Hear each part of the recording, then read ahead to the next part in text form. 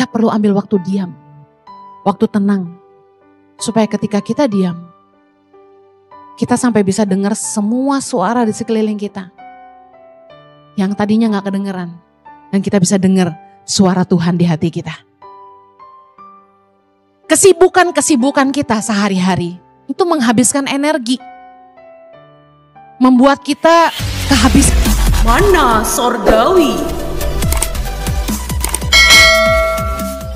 Jadi tajam, jadi fokus, jadi terarah, jadi excellent.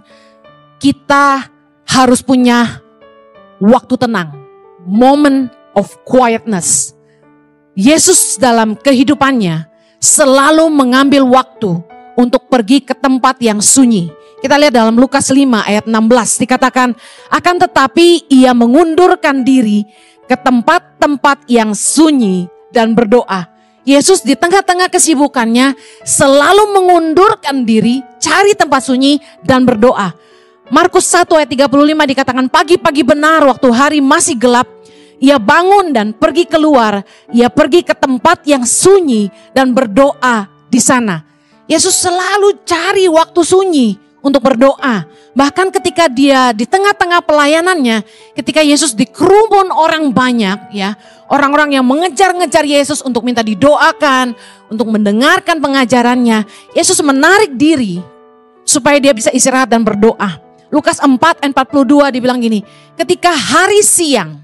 Jadi Yesus tuh gak cuma pada pagi hari. Yesus berangkat dan pergi ke suatu tempat yang sunyi. Tetapi orang banyak mencari dia, lalu menemukannya dan berusaha menahan dia supaya jangan meninggalkan mereka. Kemudian Markus 6 ayat 31. Kita lihat exhaustednya Yesus dikelilingi orang banyak. Lalu ia berkata kepada mereka, marilah ke tempat yang sunyi supaya kita sendirian dan beristirahatlah seketika. Sebab memang begitu banyaknya orang yang datang dan yang pergi, sehingga makan pun mereka tidak sempat. Kita bisa lihat bagaimana Yesus zaman itu sangat terkenal, sangat diinginkan, dikelilingi oleh banyak musuh, tapi juga dikelilingi oleh orang-orang yang haus dan lapar untuk mendengarkan pengajarannya, dan mereka yang ingin disembuhkan oleh mujizatnya. Kebayang Yesus pasti lebih ngetop dari artis-artis zaman sekarang, hamba-hamba Tuhan aja yang pelayanannya kesembuhan dan sebagainya dikejar orang banyak, apalagi Yesus waktu itu. Bisa kebayang betapa lelahnya Yesus sampai dikatakan makan pun gak sempat. Dan Yesus ngajak murid-muridnya, ayo marilah kita ke tempat yang sunyi supaya kita sendirian dan beristirahatlah seketika. Bayangkan Yesus yang anak Allah aja butuh pergi ke tempat sunyi, cari waktu tenang, supaya bisa berdoa dan istirahat, apalagi kita. Katakan amin. Kenapa untuk menjadi tajam kita perlu waktu tenang, supaya kita punya waktu untuk mendengar Tuhan. Tuhan itu sumber hikmat, katakan amin. Yeremia 33 ayat 3. Kalau 911 panggilnya polisi katanya. Kalau panggil Tuhan, Yeremia 33 ayat 3. Baca sama-sama. Berserulah kepadaku, maka aku akan menjawab engkau. Dan akan memberitahukan kepadamu hal-hal yang besar dan yang tidak terpahami. Yakni hal-hal yang tidak kau ketahui. Berapa banyak kita yang percaya bahwa Tuhan itu punya rencana yang besar dalam hidup kita. Tuhan itu mau kasih tahu kita hal-hal yang besar. Cuma satu masalahnya. Tuhan bilang gini, berserulah kepadaku maka aku akan menjawab engkau dan memberitahukan kepadamu hal-hal yang besar. Pernah gak kita ambil waktu benar-benar cuma sama Tuhan dan tanya sama dia, apa rencana Tuhan buat kita? Dan dikatakan gini, hal-hal yang tidak terpahami. Bukankah banyak persoalan dalam hidup ini yang kita gak bisa ngerti? Kuncinya adalah bukan tanya sama hamba Tuhan, tanya sama Tuhan. Tuhan punya jawaban buat semua misteri kita. Yakni hal-hal yang tidak kau ketahui. Untuk menjadi tajam. Untuk menjadi kreatif. Punya ide baru terus. Gak pernah kehabisan inspirasi. Kita harus punya waktu tenang. Tempat-tempat sunyi. Bukankah untuk konsentrasi, untuk belajar, untuk berpikir kita butuh waktu tenang? Berapa banyak di sini yang kalau belajar itu nggak bisa di tempat yang berisik? Orang beda-beda ya. Ada yang bisa belajar itu sambil nonton TV. Ada yang bisa belajar sambil dengerin musik. Ada yang bisa belajar di tengah keramaian, hiruk pikuk. Tapi kebanyakan orang itu kalau konsentrasi, belajar dan berpikir, itu biasanya butuh ketenangan. Butuh masuk ke tempat yang sunyi. Kegaduhan di sekeliling kita, suara-suara berisik dan ramai di sekitar kita, bikin kita tuh gak bisa mikir dan gak bisa dengar Tuhan. Terlalu gaduh. Kadang-kadang yang berisik tuh mulut kita sendiri, kebanyakan ngomong. Kita perlu ambil waktu diam, waktu tenang. Supaya ketika kita diam, kita sampai bisa dengar semua suara di sekeliling kita. Yang tadinya gak kedengeran. Dan kita bisa dengar suara Tuhan di hati kita. Kesibukan-kesibukan kita sehari-hari itu menghabiskan energi. Membuat kita kehabisan inspirasi. Jangan salah, kebanyakan khotbah kadang-kadang bikin stres loh. Pengkhotbah itu kalau kebanyakan khotbah biasanya habis inspirasi. Makanya seorang pengajar firman Tuhan gak boleh terlalu sibuk dengan aktivitas. Saya dulu pernah kerja sama Joyce Meyer Ministry. Joyce Meyer itu fokus banget cuma siapin materi khotbah. Joyce Meyer itu fokus nulis buku. Bukunya banyak ya. Pernah ada di sini yang baca buku Joyce Meyer? Bukunya keren-keren dan tajam-tajam katanya. Saya nggak baca semua bukunya. Luar biasanya gini, dia nggak ngerjain yang lain. Dia punya mission Hand of Hope, dia punya pelayanan macam-macam. Dia nggak pernah ngurusin. Banyak orang lain yang ngurusin, dia fokus siapin firman. Dia nggak handle counseling, dia nggak doain orang. Dia benar-benar tiap hari pakai waktunya buat merenung. Kenapa? Karena buat siapin firman itu beda dengan orang ujian. Kalau Anda ujian sekolah, Anda cukup belajar.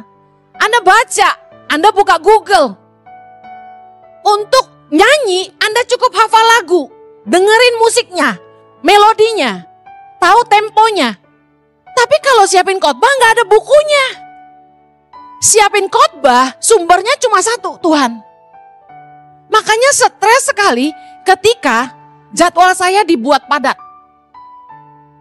Saya harus tegas bilang tidak. Ketika gereja-gereja mulai ngundang saya untuk khotbah, saya putuskan tidak. Kalau dulu, jujur aja, ini keterbukaan seorang penginjil ya. Dulu saya siapin khotbah satu bisa khotbah di 100 gereja. Bisa nggak?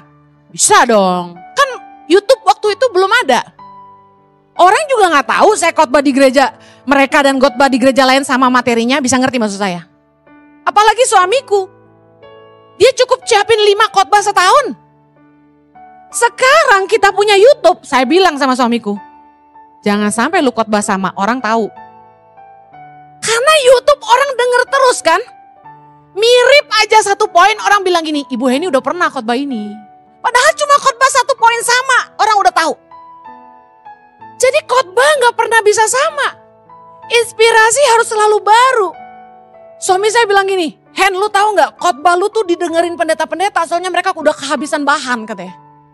Karena saya tiap minggu khotbah 3-4 khotbah saya dicontek-contek sama hamba Tuhan lain soalnya mereka udah bingung mau khotbah apa. Ada yang WA minta PPT.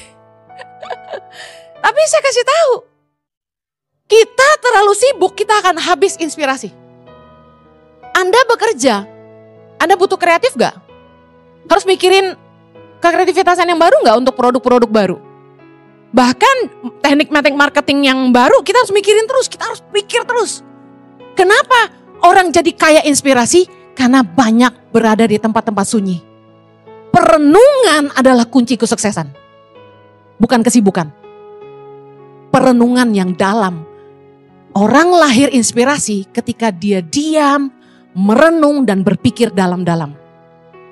Kesibukan tuh ngabisin energi, bahkan kesibukan membuat kita terperangkap dalam prioritas yang salah. Kita berusaha nyenengin semua orang.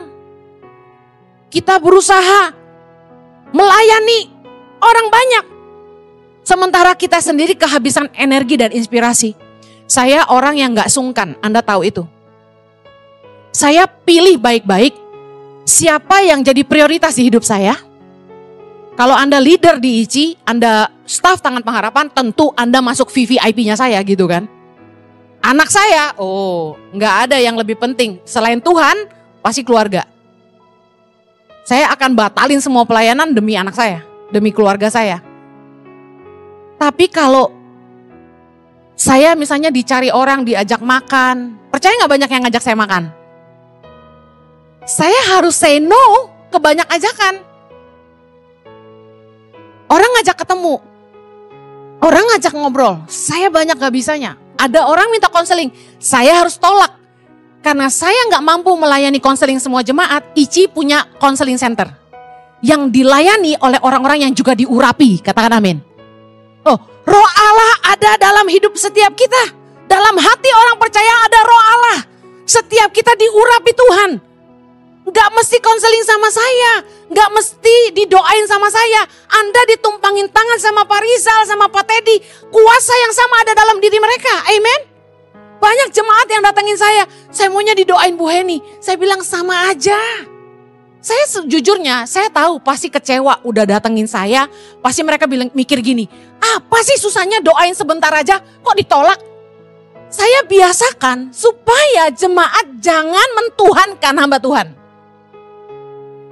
Datang aja ke pendoa-pendoa, mereka diurapi dengan kuasa yang sama karena Tuhan kita sama. Bisa paham ini? Jangan terjebak dengan paradigma kalau dipegang sama hamba Tuhan itu, wah itu kenceng tuh urapannya. Enggak ada, sama podo wae, mangane podo, makannya sama. Amen. Kalau saya doain satu-satu, enggak kelar ibadah itu. Kita jarak ibadah itu antara satu ibadah ke ibadah yang lain setengah jam doang break. Saya kasih waktu 15 menit buat orang-orang yang mau foto. Kalau ada yang konseling atau didoakan, orang yang ngantri foto udah banyak. Saya diajakin ngomong sebentar aja, saya udah gak konsentrasi, udah lihat sana sini, orang udah gimana? Harus pengertian. Nah jadi ada tamu, saya tahu itu tamu karena bukan jemaat. Datengin saya, Bu Heni doain saya dong, saya mau pergi ke Israel. Saya bilang, Pak ada pendoa syafaat. Dalam hati gue, mau ke Israel sama orang lain minta doain gue. Kalau lu ikut Israel bareng gue, tiap hari gue doain. Tanggal 1 sampai 13 Oktober bersama dengan ICI Worship. Ingat, jangan terperangkap nyenengin semua orang. Kita gak bisa nyenengin semua orang. Suami-suami yang gak ngerti prioritas akan berusaha nyenengin temennya tapi ngorbanin keluarganya. Akhirnya waktu kita habis. Keluarga perlu diperhatikan, saudara perlu diperhatikan, teman diperhatikan, staf diperhatikan. Kadang-kadang mau pecah kepala, bener gak? Semua orang pengen diprioritasin. Tapi saya ambil keputusan, saya harus ngerti prioritas. Saya mulai menolak semua undangan khotbah. Diiming-imingin PK, saya tolak. Saya gak peduli, gerejanya gede loh, PK-nya gede. Gak apa-apa, terima kasih. Soalnya saya sayang jemaat saya. Saya mau persiapin khotbah matang-matang. Supaya yang saya bagikan sungguh-sungguh hati Tuhan. Kalau saya mau seperti dulu, cari duit, kejar setoran kasarnya gitu. Khotbah aja, terima PK terus kok. Tapi saya katakan gini, kita harus ngerti prioritas supaya kita punya waktu dengan Tuhan. Saya tolak semua meeting, Selasa, Rabu, Kamis, pagi. Setiap pagi saya disuruh meeting, saya tolak. Teman baik saya ngajak makan bakmi lah, ngajak makan di mana lah, pagi sarapan bareng lah. Sorry gak bisa. Gak bisa. Kenapa? Kalau saya pergi berarti saya gak punya waktu untuk dengerin Tuhan. Sementara saya harus khotbah tiap minggu, 3-4 khotbah, pernah 5 khotbah seminggu, dalam 1 minggu. Pecah gak tuh kepala? Stres. Jadi saya pastikan saya punya waktu tenang. Suami saya sirik sama saya kadang-kadang. Karena saya udah siapin khotbah, Sabtu tuh saya nyantai. Udah ya, kita doa nih sekeluarga. Saya bilang, saya tidur dulu ya. Terus dia liatin saya, enak banget kamu ya. Iya, waktu tenang. Harus punya waktu tenang. bijaksanalah untuk menerima ajakan mana yang Anda harus terima, mana yang Anda harus tolak supaya Anda punya waktu tenang. Mendengar Tuhan bikin orang jadi tajam. Amsal 29 ayat 18. Kita baca sama-sama. Amsal 29 ayat 18. 3, 2, 1. Bila tidak ada wahyu, menjadi liarlah rakyat. Berbahagialah orang yang berpegang pada hukum. Baca yang Alkitab bahasa Indonesia sehari-harinya. Bangsa yang tidak mendapat bimbingan dari Tuhan menjadi bangsa yang penuh kekacauan. Berbahagialah orang yang taat kepada hukum Tuhan. Baca terjemahan berikutnya dari KJV, ya, King James Version. Where there is no vision, the people perish. Sampai situ aja. Bahasa Indonesianya adalah ini. Tanpa visi, orang binasa. Mari saya jelaskan dengan bahasa sederhana. Kita tuh butuh wahyu. Bimbingan dari Tuhan, pewahyuan dari Tuhan untuk visi hidup kita. Katakan amin. Kita gak bisa sembarangan, gua punya visi ini. No, itu ambisi namanya. Yang namanya visi, itu adalah bimbingan dari Tuhan. Nah, untuk hidup kita lebih tajam dan terarah, kita butuh visi, bimbingan, pewahyuan dari Tuhan. Visi dari Tuhan itu yang bikin hidup kita itu tajam. Keputusan-keputusan kita jadi tajam. Karena kita ngerti apa yang Tuhan mau buat hidup kita. Mari kita lihat Lukas 10 tentang Marta dan Maria. Ayat 41. Lukas 10 ayat 41. Saya ingin bagikan pewahyuan yang Tuhan kasih. Tetapi Tuhan menjawabnya, Marta, Marta, engkau khawatir dan menyusahkan diri dengan banyak perkara. Ayat 42, baca sama-sama. Tetapi hanya satu saja yang perlu, Maria telah memilih bagian yang terbaik yang tidak akan diambil daripadanya. Lihat, Yesus menegur Marta karena Marta itu khawatir, menyusahkan diri dengan banyak perkara. Dikatakan satu saja yang perlu. Maria telah memilih bagian yang terbaik yang tidak akan diambil daripadanya. Apa itu? Marta khawatir dan menyusahkan diri dengan banyak perkara tuh hidup orang banyak. Gambaran hidup banyak orang yang sering kali gini. Sibuk coba ini, coba itu. Lakukan ini, lakukan itu. Cari jalan sendiri, coba kiri, coba kanan, coba lurus. Bahkan mulai ikut cara-cara dunia yang menyesatkan dan menjerat kita dalam berbagai dosa dan duka. Untuk mencapai tujuannya seringkali orang tuh nyusahin dirinya sendiri. Milih jalan yang salah. Tipu sana, tipu sini. Ngelanggar aturan. Pakai kekuatan sendiri. Gak sedikit yang kita lihat. Rugi, ditipu, bangkrut. Akhirnya semua yang dibangun sia-sia. Hidup stres. Penuh kekhawatiran. Menyusahkan diri sendiri. Buang waktu, buang umur, buang tenaga. Orang kalau nggak tanya sama Tuhan, hidupnya kayak gini. Capek sendiri. Coba jalan sana gagal, jalan sini gagal. Pacaran nggak kelar-kelar. Pacaran A, B, C, D, E, F, G. Nggak jadi. Marta khawatir dan menyusahkan diri dengan banyak perkara. Ini gambaran hidup kita. Yang berusaha pakai kekuatan kita sendiri. Coba lakukan ini dan itu. Bisnis nggak jalan. Wah, pakai keberhasilan di masa lalu. Dulu saya bikin ini, jadi lakukan. Padahal Tuhan itu kaya dengan inspirasi. Kaya dengan ide baru. 1 Petrus 4 ayat 2 bilang gini. Supaya waktu yang sisa jangan kamu pergunakan menurut keinginan manusia, tetapi menurut kehendak Allah. Sebab telah cukup banyak waktu kamu pergunakan untuk melakukan kehendak orang-orang yang tidak mengenal Allah. Kamu telah hidup dalam rupa-rupa hawa nafsu, keinginan, kemabukan, pesta pora, perjamuan minum, dan penyembahan berhala yang terlarang. Ayat yang ke-7, baca sama-sama. Kesudahan segala sesuatu sudah dekat. Karena itu kuasailah dirimu dan jadilah tenang, supaya kamu dapat berdoa. Kalau Anda udah coba banyak cara,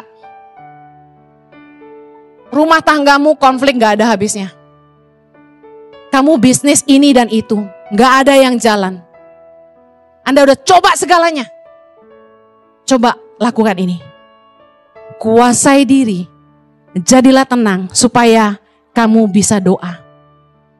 Maria dikatakan telah memilih bagian yang terbaik yang gak akan diambil daripadanya. Itu apa? Mendengar Tuhan. Dia gak sibuk kayak Marta. Dia ngerti bahwa dengerin Tuhan lebih penting daripada melayani. Cari Tuhan sungguh-sungguh. Tanya sama Tuhan, apa sih yang Tuhan mau? Minta hikmat sama Tuhan. Apa yang jadi kehendak Tuhan buat hidup kita? Apa yang kamu harus kerjakan? Saya tahu akan jadi pertanyaan banyak orang gini. Bu Heni, kan gak gampang mendengar Tuhan. Gimana caranya dengar Tuhan? Tahukah Anda bahwa di dalam hidup setiap kita, Tuhan itu punya cara untuk dia bicara. Sebelum Anda kenal Tuhan, saya mau tanya, Anda punya hati nurani gak? Hati nurani. Waktu kita belum kenal Tuhan, waktu kita nyolong, waktu kecil misalnya gitu. Anda berasa salah gak? Waktu Anda bohong, Anda takut gak? Hati nurani itu ada dalam diri setiap manusia. Terlepas dari dia kenal Tuhan gak kenal Tuhan. Itu kebesaran dan keadilan Tuhan. Seringkali hati nurani itu bicara sama kita. Udah jangan main-main api. Udah jangan nipu orang, udah jangan bohong. Hati nurani itu bicara. Sebenarnya hati nurani adalah cara Tuhan bicara dengan manusia. Firman Tuhan katakan dalam 1 Timotius 1 ayat 19. Beberapa orang telah menolak hati nuraninya yang murni itu. Dan karena itu kandaslah iman mereka. Apalagi sekarang sebagai orang percaya. Anda punya roh Allah di dalam hatimu. Tuhan bisa bicara lewat Roh Kudusnya. 2 Timotius 1 ayat 14. Peliharalah harta yang indah yang telah dipercayakannya kepada kita oleh Roh Kudus yang diam di hati kita. Sebenarnya kita itu bisa mendengar Tuhan. Gak cuma hamba Tuhan. Ini kebenaran yang saya harus sampaikan. Tapi kenapa seringkali kita gak bisa dengar? Karena telinga rohani kita tidak terlatih. Karena kita tidak intim dengan Tuhan. Jojo jalan naik tangga. Saya langsung tahu itu suami saya. Kedekatan hubungan membuat kita kenal. Kita gak bisa dengar Tuhan karena kita tidak dekat dengan Tuhan. Ketiadaan keintiman membuat kita gak bisa kenal Tuhan. Tadi Yesaya 30:15. Sebab beginilah firman Tuhan Allah yang Maha Kudus Allah Israel. Dengan bertobat dan tinggal diam, kamu akan diselamatkan. Dengan tinggal tenang dan percaya, terletak kekuatanmu. Baca sama-sama. Tetapi kamu enggan. Seringkali kita sendiri yang gak mau datang sama Tuhan dan mengizinkan dia bicara sama kita. Soalnya untuk mendengar Tuhan itu butuh tenang. Banyak orang gak bisa diem. Lamaan nih Tuhan gak ngomong-ngomong. Saudara tahu? Saya waktu dipanggil Tuhan ke Indonesia, itu saya bergumul sekali untuk meninggalkan Australia. Karena keputusan itu gak mudah. Sampai mama saya aja bilang, kamu sudah gila, dia bilang. Bayangin, saya digila-gilain. Semua orang Indonesia, kalau bisa tinggal di Australia, mereka pasti udah pindah. Saya ingat mama saya ngomong gitu.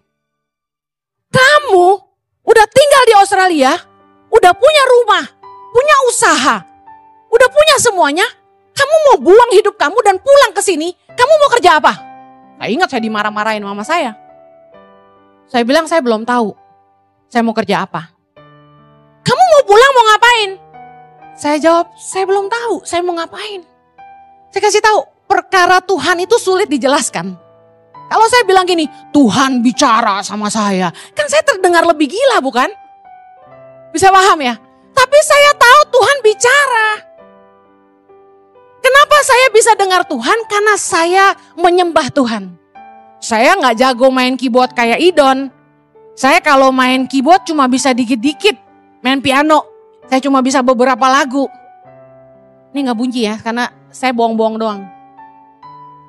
Saya nyembah Tuhan, saya bilang, Tuhan bicara buat saya. Saya kalau nyembah Tuhan itu hot, intim. Bahasanya tuh kayak gini. Enggak ada yang kuingini cuma kau. Enggak ada yang lebih penting selain Tuhan. Kehadiranmu membuat semuanya jadi gak penting buat aku. Saya nyembah Tuhan, dan kemudian saya diam. Saya cuma main, saya diam. Dan saya masuk ke kamar mandi, kadang-kadang gak selalu di atas piano, saya diam. Suami saya mendapati saya duduk di lantai kamar mandi sampai terheran-heran. Dia bilang, ngapain kamu? Berisik kamu. Jadi kalau di shower, ini rahasia saya. Saya duduk di shower, saya bersila atau saya duduk gini, saya bersila, saya diam. Atau kalau saya lagi di shower, saya menghadap ke tembok, saya pegang tangan gini, saya diam. Saya nikmati shower itu menyiram saya dengan air hangat, saya diam, saya bilang, Tuhan, Lord speak to me. Tuhan, apa yang Tuhan mau? Bicara Tuhan. I cannot do life without you. Enggak bisa hidup tanpa Engkau Tuhan. Tuhan bicaralah apa yang Tuhan mau. Biar kerinduanmu jadi isi hatiku, biar pikiranmu jadi kehendakku. Tuhan bicaralah. Nyatakan yang kau mau. Saya ngomong gitu. Dan tiap kali saya doa, saya selalu ngomong itu. Saya gak pernah bawa permohonan doa panjang dan bilang, Tuhan berkati aku, Tuhan aku mau ini, aku mau itu, aku mau ini. Gak pernah. Tapi saya kalau datang sama Tuhan, saya selalu bilang, Tuhan bicaralah. What do you want from me, Lord? Apa yang Tuhan mau dari saya? Cuma kayak gitu. Terus kemudian Anda diam. Nikmati hadirat Tuhan. Kalau Anda gak bisa main musik, Anda bisa nyalain lagu. Saya suka instrumental. Saya dengerin Tuhan, diam. Tenggelam dalam hadiratnya dan izinkan dia bicara. Kalau Anda dibangunkan Tuhan, bangun. Saya kalau udah dibangunin Tuhan, saya bangun. Saya duduk. Mau tidur pun udah gak bisa. Roh Kudus bisik-bisik terus. Saya bangun dan saya dengerin. Satu kali saya bangun, saya duduk di pinggir ranjang. Praktek biar jemaat ngerti. Saya duduk. Anak saya liatin saya, katanya, Mami, what did you do this morning? What's wrong with you? You are praying, dia bilang gitu. Jadi kadang-kadang kita kalau lagi doa kayak orang gila ya. Buat orang gitu. Tapi saya gak peduli. Saya pengen Tuhan dengar. Tuhan bicara buat saya. Saya duduk di ranjang, saya diem. Tuhan mulai ngomong. Orang tuh banyak kemauan yang gak ada habisnya. Mereka ngikutin kemauan mereka, mereka pakai cara-cara mereka sendiri. Bahkan mereka sampai pakai cara-cara dunia. Mereka gak peduli sama Tuhan, mereka gak takut sama Tuhan. Mereka lebih dipimpin sama cinta uang. Intinya Tuhan lagi suruh saya kasih tahu saudara, yuk hidup dipimpin sama Tuhan, bukan sama cinta uang. Karena cinta tuh uang yang sering membuat kita disiksa oleh berbagai duka. Kita menyusahkan diri dengan banyak perkara seperti Marta. Padahal satu saja yang penting, satu saja yang perlu. Kita dengar Tuhan. Saya cari Tuhan sungguh-sungguh waktu Tuhan panggil saya ke Indonesia. Saya tengkurap di ranjang. Saya tengkurap, Tuhan bicara sama saya. Ngomong Tuhan.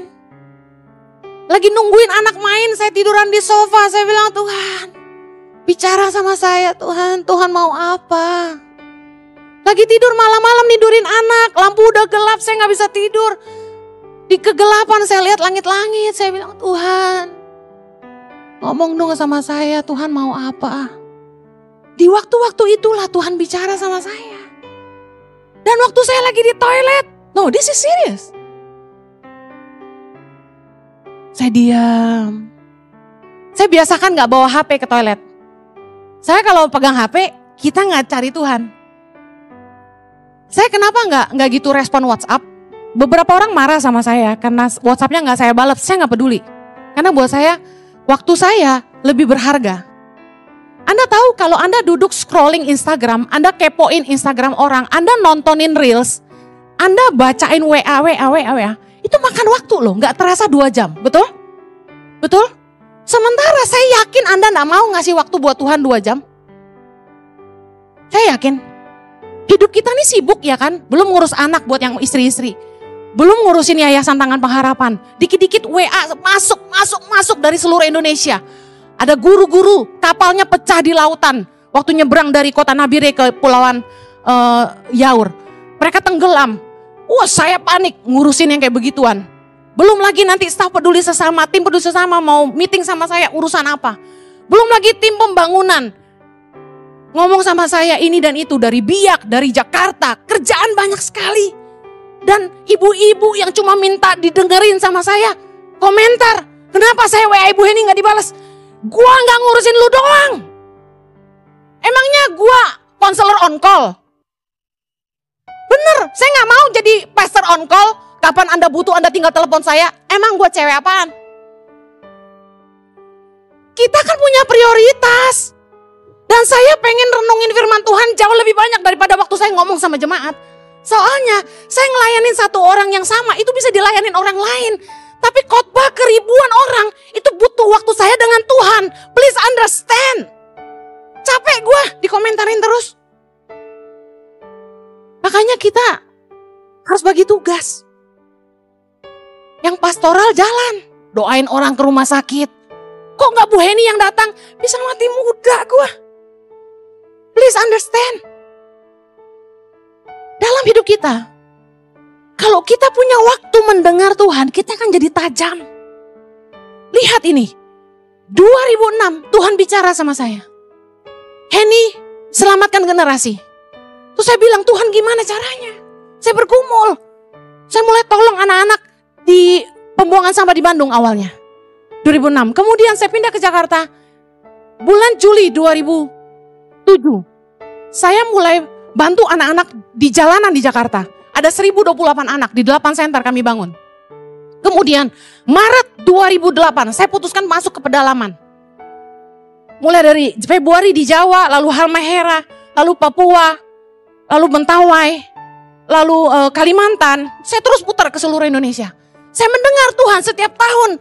Tuhan mau suruh Tangan Pengharapan bikin apa. Dan Tuhan sertai terus.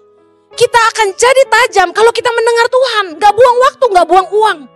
Anda pikir gak sedikit orang datang minta bawa proposal suruh bangun gereja? Banyak. Proposal di meja saya numpuk segini nih. Buat bangun gereja. Saya gak ladenin. Karena saya tahu jelas visi dari Tuhan. Selamatkan generasi. Ternyata Tuhan bicara soal Indonesia. Ini butuh pemimpin yang takut akan Tuhan. Yang mencintai rakyat cerdas dan berintegritas. Dan orang Kristen gak peduli. Gereja gak bangun asrama di mana-mana gitu. Dan saya terus dibimbing Tuhan masuk. Saya dikritik orang, tantangan banyak, dihina orang, digomongin orang. Saya gak peduli, saya maju terus. Tantangan apapun, saya hajar terus. Saya cuma pegang janji Tuhan. Bayar harga, berkorban, semua jadi tajam. Saya ditawarin kerjaan. Udah jadi asisten pribadi teman saya. Dia punya perusahaan besar di bidang minyak. Saya disuruh jadi asisten pribadi, gaji 50 juta, ikut dia kemana-mana. Saya gak mau. Saya ditawarin sama konglomerat di Indonesia, saya gak sebut ya. Jadi GM-nya dia, pegang semua CSR perusahaan-perusahaannya. Ditawarin rumah, ditawarin mobil, saya tinggal pilih mau apartemen yang mana, mau mobil apa, tinggal ambil dari showroom. Saya gak mau. Karena saya tahu apa yang Tuhan mau buat saya. Distraction banyak. Pengalihan-pengalihan banyak. Suami saya ditawarin kerja di perusahaan apa gitu. Udah, Heni ikut saya, kamu kerja di sini di perusahaan dia. Kita nggak mau. Suamiku disuruh bangun gereja di Sydney. Jadi gembala, dikasih mobil, dikasih dolar. kasih rumah. Semua tawaran dunia dikasih ke kami. Kami gak mau. Karena kami tahu apa yang Tuhan mau. Kalau Anda punya waktu sunyi, waktu tenang dengan Tuhan, perenunganmu dalam dengan Tuhan, kamu pegang apa yang Tuhan mau dalam hidupmu. Tuhan tuh setia, dia bimbing kita. Say no to this, say yes to that. Jalan kita tuh dituntun Tuhan. Bayangin, sampai bikin gereja online. Apa enggak Tuhan keren? 2019, kok pandemi belum terjadi. Roh Kudus bisa taruh di hati saya. Pelayanan di YouTube. Fokus. Cyber Church. Zaman itu mentor kami paling benci Cyber Church. Karena anak-anak muda gak mau ke gereja, nonton khotbahnya di YouTube. Ternyata Tuhan malah bawa saya ke Cyber Church. Kami bikin gereja online. Itu setelah saya dapat visi 2019. Pandemi datang langsung buat. Tuhan sertai. Subscriber langsung jadi 1 juta. Gak berapa lama. Kalau bukan dari Tuhan bagaimana coba? Gak mungkin. Saya berani tolak semua undangan semua gereja. Saya fokus di YouTube. Saya lihat YouTube menjangkau jauh lebih luas. Melampaui tembok gereja. Melampaui kota dan bangsa. Melampaui semua denominasi. Dan menjangkau orang-orang yang belum percaya. Saya kasih tahu. Semua bukan karena saya. Semua karena Tuhan bicara. Kita jadi tajam. Saya berani nolak semua undangan itu karena saya tahu yang Tuhan mau buat saya. Anda pikir gak ada yang marahin saya? Gak ada yang bilang saya belagu? Banyak. Tapi saya tahu yang Tuhan mau. Yuk, di tengah kesibukanmu. Di tengah konflik-konflik, masalah-masalah hidupmu. Ambil waktu tenang untuk berdoa, dengar Tuhan. Dan kamu akan lihat Tuhan lebih besar dari masalahmu. Dan Tuhan kasih jalan keluar buat kamu. Setiap hari Tuhan kasih terang dan malam. Ada pagi, siang, ada malam. Malam bicara soal problem-problem yang kita hadapi dalam hidup kita. Di mana gak ada jalan keluar, di mana kita gak bisa lihat. Kita masih ke kanan atau ke kiri. Tuhan izinkan terjadi buat apa? Supaya menggiring kita masuk ke tempat sunyi. Kamu gak bisa apa-apa tanpa Tuhan. Katakan sama-sama saya gak bisa apa-apa tanpa Tuhan. Saya butuh Tuhan. Lepaskan semua kesibukanmu, kuasai dirimu, dan jadilah tenang. Supaya kamu bisa berdoa dan cari kehendaknya. Amen. Mana Sorgawi.